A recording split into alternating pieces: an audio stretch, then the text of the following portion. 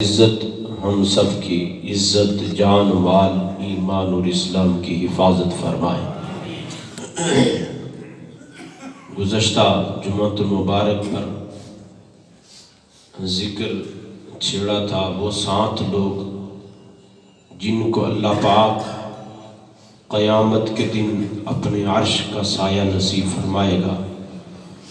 ان میں سے ایک عادل حکمران جس نے وہ ضروری نہیں ہے کہ ملک کا بادشاہ ہو، وہ گھر کا سربراہ بھی ہو سکتا ہے، وہ محلے کا بندہ جو لوگوں کے فیصلے کرتا ہے وہ بھی ہو سکتا ہے کہ وہ عدل کرے اور انصاف پر فیصلہ کرے، کسی کا منہ دیکھ کر بات نہ کرے، رب کی رضا دیکھ کر بات کرے۔ تو فرما اس عادل حکمران کو قیامت کے دن اللہ اپنے عرش کا سایہ عطا فرمائے گا، اور پھر وہ جس کو عبادت کا نشہ چڑھ جائے، جس کو عبادت کی طرف دل لگ جائے، جس کی ایک ایک سانس اس کی یاد میں بسر ہوتی ہے، لیکن وہاں ذکر کیا بزرگانی جوان کا، اس لیے کہ جب نفس اور خواہشات ہر طرف سے اسے گھیرے لیتی ہیں، ہر طرف سے اس کو ورگلانا چاہتی ہے، شیطان اس کا پیچھا کرتا ہے، وہ ساری چیزیں چھوڑ کر اپنے آپ کو اس کی بارگاہ میں وقف کر دیتا ہے۔ فرما اس جوان کو بھی قیامت کے دن عرش کا سایہ نصیب ہوگا۔ پھر وہ جوان جس کا دل مسجد میں لگ جائے، جس کا دل مسجد کی طرف جڑ جائے، جس کے دل میں مسجد کی محبت پیدا ہو جائے، جس کے دل میں محبت مسجد کا پیار آ جائے، وہ اپنا کام کرتا ہے لیکن دل اس کا ہر طرف مسجد کی طرف رہتا ہے۔ اور پھر چوتھا وہ خوش نصیب، وہ خوش بخت جس کو بڑے خاندان کی خوبصورت عورت ہو اور اس کو گناہ کی دعوت دے، وہ آگے سے یہ کہے میں اللہ سے ڈرتا ہوں۔ بات یہاں تک پہنچی تھی، اور یہاں پر میں نے ایک بات سنائی تھی، یہاں پر آگے دو باتیں عرض کر کے بات ختم کر دوں گا، توجہ کرنا جی۔ فرمایا بڑے خاندان کی عورت ہو، اللہ نے اس کو حسن جمال بھی عطا کیا ہو، لیکن وہ کسی جوان کو دعوت گناہ دے اور وہ اپنی طرف بلائے، وہ اتنا کہے میں اللہ سے ڈرتا ہوں اور میرا رب دیکھ رہا ہے۔ فرمایا وہ اپنے آپ کو محفوظ کر لے، اس کی خوف میں، اس کی محبت میں، اس کی خشیت میں، اس کی یاد میں، اس کی طلب میں، اس کی چاہت میں، اس کی لگن میں۔ تو سب بولی جاؤ ثواب اللہ دے جاتی، میں تو میں کچھ ہی دے سکنے کا بھی اللہ بہت کچھ دینا ہے۔ توجہ، جوان جس کی زندگی اس کی یاد میں گزرے، وہ کیسا جوان ہے جو دنیا کو دل دے بیٹھے؟ جوان تو وہ ہے جو رب کو دل دے بیٹھے۔ حضرت عمر بن خطاب رضی اللہ تعالیٰ عنہ کا زمانہ مبارک ہے اور آپ کا دور مبارک ہے، ایک خوبصورت جوان ہر روز مسجد میں آ کر نماز پڑھتا ہے۔ ہمارے تو اکثریت مسجد کی طرف تو رخ ہوتا ہی نہیں ہے نا جی، کیونکہ ہمارا مسجد سے کیا لینا دینا ہے، وہ تو امام صاحب جانے اور مسجد جانے نہیں بھائی۔ یہ مسجد اللہ رب العزت کے محبوب کریم صلی اللہ علیہ وسلم نے فرمایا جو مسجد میں نماز کے لیے آتا ہے اللہ اس کی میزبانی کرتا ہے۔ بندے کے گھر میں مہمان جائے نا تو وہ ایک ٹائم جائے تو برداشت کر لے گا، دوسرے ٹائم جائے تو برداشت کر لے گا، تیسرے ٹائم جائے تو برداشت کر لے گا، لیکن دن میں جب چوتھی مرتبہ جائے نا تو پھر اس کی آنکھیں بھی بدل جائیں گی، رویہ بھی بدل جائے گا، اس کے اطوار بھی بدل جائیں گے۔ وہ کہے گا یہ بار بار میرے گھر میں کیوں آتا ہے؟ کیوں؟ وہ میزبانی کرنے سے تھک جاتا ہے، اس کا دل بڑھ جاتا ہے۔ آقا فرماتے ہیں تو اللہ کا مہمان بن کر 5 وقت مسجد میں آ، اللہ ضیافت بھی کرے گا، گناہ بھی معاف فرمائے گا۔ پھر ایک بندہ ضیافت کرتا ہے، ایک رب ضیافت کرتا ہے۔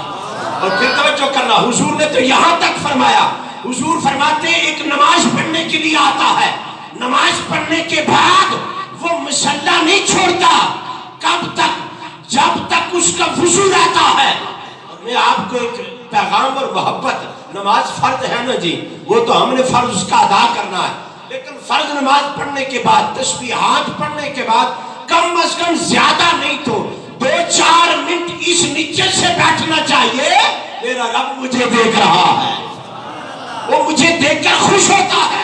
توجہ، ریڈیو پر ایک انٹرویو چل رہا تھا تو کسی نے عورت سے پوچھا، ہے عورت تھی، اسے پوچھا تو یہ بتا کہ جنت میں جانا پسند کرے گی یا دنیا میں رہنا یا مسجد میں جانا پسند کرے گی یا مصلی پر بیٹھے رہنا پسند کرے گی؟ اس نے کہا جنت سے بھی زیادہ میں مصلی پر بیٹھنا زیادہ پسند کرتی ہوں۔ کہا کیوں؟ فرمایا جنت میں جاؤں گی تو میں خوش ہوں گی، مصلی پر بیٹھوں گی رب خوش ہوگا۔ ایک دفعہ پھر بول چھوڑو، کیا محبت ہے میرے رب کی۔ اور حضور نے فرمایا، اس پر بات ویسے نہیں ہے، دلیل ہے۔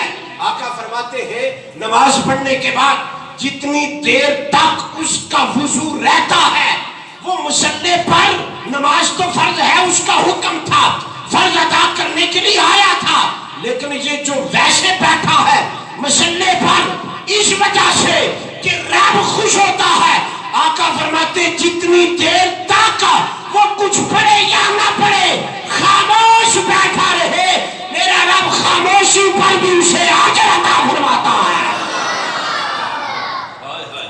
جوان خوبصورت، توجہ جی، خوبصورت جوان نماز کے لیے آتا ہے ہر روز مسجد میں، راستے میں ایک اس جہاں سے وہ گزرتا تھا، وہاں ایک عورت ہر روز دروازے پر آ کر اس کا انتظار کرتی اور اس کی چھیڑتی، لیکن وہ جوان تھا جس کی آنکھوں میں عشق کی مستی تھی۔ اقبال نے اس لیے کہا تھا ہیرا نہ کر سکی مجھے جلوائے دانش فراق کا۔ اقبال کہتا ہے ہیرا نہ کر سکی مجھے جلوائے دانش فراق کا، سرما ہے میری آنکھ کا مدینہ ہو نجف۔ اور جس نے سرما اپنی آنکھوں میں مدینے کا لگایا ہو، اور جس نے سرما نجف کی پاک مٹی کا لگایا ہو، جس کی آنکھوں میں عشق کی مستی ہو، وہ کسی اور کی طرف نہیں دیکھتا، اپنے مالک کی طرف دیکھتا ہے نا۔ وہ عشق کی مستی چڑھی تھی نا، وہ گزر جاتا، ایک دن ہوا، 2 دن ہوئے، 10 دن ہوئے، ہر روز وہ انتظار کرتی، وہ سر جھکا کر گزر جاتا۔ انسان انسان ہے، شیطان انسان کا کھلا دشمن ہے، وہ خون کی طرح جسم میں گردش کرتا ہے، جب آپ گزرنے لگا نا تو اسے پکڑ کر کھینچ کر اندر لے گئی اس جوان کو، لیکن اس کی آنکھوں میں عشق کی مستی تھی۔ یہ آیت پڑھنے لگا، ان الذین اتقوا اذا مسهم طائف من الشیطان تذکروا، فرمایا جب شیطان کی طرف سے انسان کو گناہ کی طرف مائل کیا جاتا ہے، وہ اللہ سے ڈر کر اللہ کا ذکر کرتا ہے، پھر کیا ہوتا ہے؟ اس کی آنکھیں کھل جاتی ہیں، آنکھیں روشن ہو جاتی ہیں۔ یہ آیت پڑھی نا، اس کی زبان پر جاری ہوئی، بے ہوش ہو گیا۔ کیا ہوا؟ بے ہوش ہو کے گر پڑا۔ اس عورت نے کیا کیا؟ جلدی جلدی اٹھایا، اپنی غلامہ خادمہ باندی کو ساتھ لیا، اٹھایا اور جہاں وہ جوان رہتا تھا اس کے دروازے پر پھینک کر واپس آ گئی۔ کیوں؟ کہیں مر نہ جائے، ساری دنیا کو پتا چل جائے گا، لیکن توجہ کرنا جی، پھینک کر دروازے پر واپس آ گئی۔ وہ جوان، اس کے گھر والے باہر نکلے تو دیکھا بیٹا دروازے کے سامنے پڑا ہے اور بے ہوشی میں ہے۔ پکڑ اٹھایا, اندر لے کر کے پانی دیا, ہوش میں آیا نا تو اس سے پوچھا کیا ہوا ہے. اس نے جب رودات سنائی نا تو اس کے ذہن میں پھر یہی آیت آ جاتی ہے. جب یہ آیت آئی بے ہوش ہو گیا, بار بار اس کی خشیت میں اور اس کے خوف میں اور اس کی محبت میں بے ہوش ہو جاتا ہے. پانی چھڑکا, پھر ہوش آیا, پھر پوچھا, پھر رودائیں سنائی. عارف کڑی فرماتے سونی صورت. اچھا میاں صاحب نے شعر پر کیوں بولنے ہو, قرآن پر کوئی نہ بولنے. حالانکہ میاں صاحب قرآن پاک نہیں ترجمہ کیتا ہے, لیکن قرآن اصل ہے. یہ ساری جتنی نعت حقیقی ہے, جتنا کچھ آ گیا یہ سارا نقل ہے, اصل قرآن ہے. میاں صاحب فرماتے سونی صورتی عاشقی ہونا قادی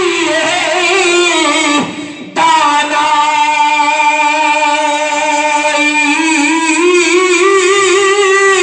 عاشق بنی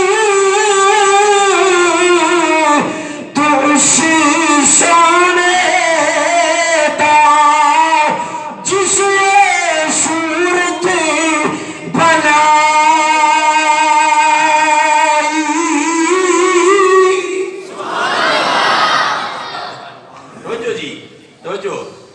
جوان کو ہوش آتا, پھر بے ہوش آ جاتا اور اسی بے ہوشی میں انتقال ہو جاتا. آخری جو اس کے جوان کے الفاظ تھے زبان پر قرآن جاری تھا, انتقال ہو گیا. گھر والوں نے غسل دیا, کفن دیا نا, پھر اس کو راتوں رات جنازہ پڑھا کر دفن کر دیا. حضرت عمر بن خطاب نے دیکھا جوان نہیں آیا, اصلا تو کچھ نہیں نہ بندہ کیا نہیں آیا, ماشاءاللہ نال پڑھتا ہے تو تیاری یہ نہیں ہے اچھا نہ پوچھنے. حالانکہ یہ کسی کی خبر لینا بھی مصطفیٰ کی بھی سنت ہے, صحابہ کی بھی سنت ہے. اصلا تک کندھے نال کندھا کھڑو کے نماز پڑھنا بھی گوارا نہ کر لے. جو ایک ہی صف میں کھڑے ہو گئے محمود و یاد, نہ بندہ رہا نہ بندہ نواز. توجہ جی, حضرت عمر بن خطاب نے دیکھا جوان, پوچھا کسی سے, فرما پوچھو ہو وہ جوان کدھر گیا. خوبصورت جوان نماز پڑھتا تھا اور اللہ اس کی آنکھوں میں چاندک چمک تھی, حضور کی محبت کی, اللہ کی محبت کا چراغ تھا اس کی آنکھوں میں. کدھر گیا؟ خبر لگائی گئی, کہا جی وہ اس کا انتقال ہو گیا. حضرت عمر بن خطاب نے کہا چلو جی ہم تعزیت کے چلتے ہیں, ہم تعزیت کرنے کے لیے اس کے گھر میں چلتے ہیں. گھر میں گئے نا تو اس کے والد سے پوچھا جناب آپ ہمیں بتاتے, ہم خود آ کے جنازہ اٹھاتے اور خود اس کا جنازہ پڑھتے اور پڑھاتے, آپ نے ہمیں خبر نہیں تھی. گھر والوں نے کہا عمر ہم نے یہ ویسی اس کو دفن کر دیا تھا. پوچھا کیا ہوا؟ فرمایا یہ معاملہ ہوا ہے, اللہ کی خوف کی وجہ سے وہ ڈر کر بے ہوشی میں موت واقع ہو گئی ہے. عمر بن خطاب نے کہا چلو بتاؤ قبر کہاں ہے, قبر کہاں ہے. حضرت عمر بن خطاب کے ساتھ صحابہ آئے. توجہ جی, او مرزا پرمری جیلم پاگل, میں لگا اس کو جواب دیں, توجہ کرنا. حضرت عمر بن خطاب بھی ساتھ ہے, صحابہ ساتھ ہیں. لوگ کہتے ہیں قبر والے کچھ نہیں کہتے, میں کہتے جنابے تے گل کرے جواب سنا. حضرت عمر بن خطاب قبر والے سے مخاطب ہوئے, فرمایا جوان بتا, میں نے رب کا قرآن پڑھا وَلِمَنْ خَافَ مَقَامَ رَبِّهِ جَنَّتَانِ, جو اللہ کے سامنے کھڑے ہونے سے ڈر جائے اللہ جو دو جنتیں عطا کرتا ہے, ایک نہیں دو. فرمایا جوان بتا اللہ نے تجھے دو جنتیں دی ہیں, اوے مردہ نہیں بولتا زندہ بولتا ہے. جوان قبر سے کہتا ہے عمر ہاں رب نے مجھے دو جنتیں عطا کی ہے. کتنی جنتیں عطا کی ہیں؟ توجہ, گل مکانا نہیں جی, گل سنے جی. توجہ, یہ تو ایک جوان یہ ہے.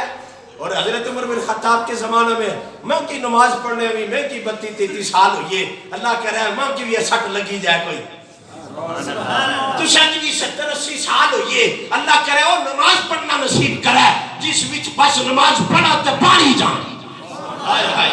حضرت عمر بن خطاب کے زمانے میں یہ جوان ہے جس کو عبادت کا نشہ اور مسجد کے ساتھ دل لگا ہے. توجہ جی, حضرت عمر بن خطاب کے زمانے میں عورتیں بھی نماز پڑھنے کے لیے جاتی تھیں, اور جوان وہ ہر روز جاتا ہے اور چوک میں جا کر کھڑا ہو جاتا ہے, اور جو عورت گزرتی ہے ہر ایک عورت کو دیکھتا ہے. توجہ جی، میرے محبوب کریم نے فرمایا جہاں سے راستہ گزرتا ہے جو گزرنے والا ہے اس کو حق دو. چوکو اور چوراہے میں کھڑے ہو کر کسی کی دھی بہن پر اگر نظر رکھو گے تو تمہاری بھی محفوظ نہیں رہے گی. اپنے گھر میں نظر رکھو. وہ جوان ہر روز چوک میں کھڑا ہوتا ہے، عورت برقع پوش ہے، وہ ہر روز دیکھتا ہے. ایک دن عورت تنگ آئی، اس نے کہا ایک تھے روز کھلو کے تے کے کرنا ہے، ایک دن عمر پیچھے نماز سے پڑھنا. وہ آخر لگا ماں اور کوئی نہیں چاہینا، ایک گل میں تیرے نال محبت کر بیٹھا تو مل جا سے. پوچھا کیا گال پکی ہے؟ مل جا تھا لیکن ایک نماز. پھر اس نے کہا تو ایسا کر 40 نمازیں مکمل کر، 8 5 40 8 دیہاڑے لگ سن، 40 نمازاں تو پوریاں کر. پھر اگے میں جانا تے تو جڑی گل آ سے جو محبت کا اظہار کر سے میں کر سا، لیکن 40 نمازاں پوریاں کر. جدو ہویا میں 40 نمازاں عمر پیچھے 40 نمازاں پوچھے ہویا. عورت وعدہ کی تسی جدو 40 ہو جا چوک وچ میں کھلو سا تو اتھے آ جائیں. وہ جوان چکر لگا کے 40 نمازیں پڑھنے کے بعد سر جھکایا ہوا ہے، گردن جھکی ہوئی ہے، گزر رہا ہے. پیچھے سے عورت نے آواز کی 40 نمازیں تیری مکمل ہو گئی، تو نے میرے ساتھ وعدہ کیا تھا، میں نے بھی تیرے ساتھ وعدہ کیا تھا، آج سر اٹھا کے دیکھتا بھی نہیں ہے. بڑا افسوس لگسی کہ آخری جملے پر تو سب بولے نہ آتا ہے. جملہ بڑا کمال ہے، آخری جملہ ہے، توجہ کرنا جی. حضرت عمر بن خطاب رضی اللہ تعالیٰ عنہ پیچھے نماز پڑھنے والا، آگے سے سر اٹھایا نہیں ہے، سر جھکایا ہوا ہے، جواب دیتا ہے فرمایا میں نے تیری طرف نہیں دیکھنا ہے. عمر کے پیچھے نماز پڑھ کے عمر نے میرا دل اللہ کی طرف موڑ دیا ہے. عمر نے میرے دل کو خدا کی طرف لگا دیا ہے. عمر کے پیچھے نماز پڑھ کے اللہ کی محبت آ گئی ہے. وہ جوان جس کی آنکھوں میں مستی ہو عشق کی، جس کی آنکھوں میں مستی ہو خدا کے ذکر کی، اللہ کے محبوب فرماتے قیامت کے دن میرا رب اسے اپنے عرش کا سایہ عطا فرمائے گا. وآخر دعوانا الحمدللہ رب العالمین.